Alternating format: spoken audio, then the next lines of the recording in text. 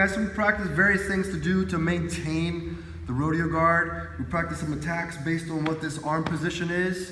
I'm gonna go back and say now, so when my opponent lifts their head like they're trying to come into me, keep going please. He comes in, he's trying to pass, something like that, right? Which we've talked about. So in that same situation, when he lifts that head, remember I can pull the lapel and I can let my hips float out to be heavy on the head, and that's gonna stop that mechanic.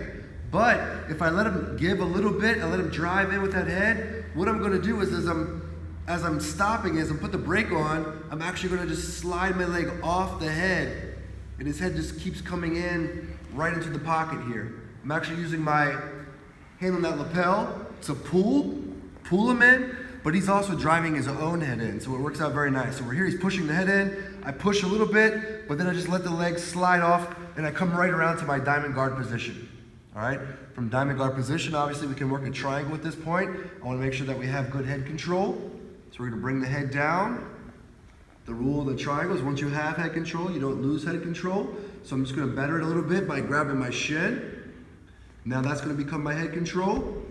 I'm gonna go under the arm. Since this arm is already on this side, I'm gonna do that 90-degree windshield wiper. So I go under this arm here, foot to the hip, and go 90 degrees. And now from here, pinching my knee in tight like this, pointing my toe, I hook, and I'm gonna curl my toes back and squeeze as I go around the head, under the arm, around the leg to get the finish.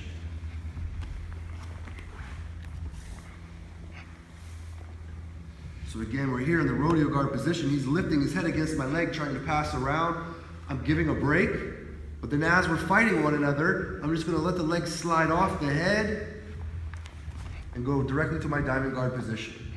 Once we have that, get the head control so that he can't posture up on you. Make sure you have a nice diamond guard, knees pinched, heels curled tight. And then we're gonna start the transition to the shin grab, underhook the shoulder, foot to the hip, get that re-bite right there, pinch the knee in tight, point the toe and hook, and then we curl the toes back, actively pushing the heel through as we squeeze all together.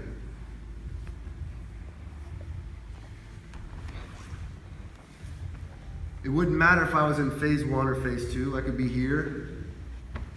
We saw how to move to phase 2. Sometimes the lapel's already loose, and we sit up and just grab this lapel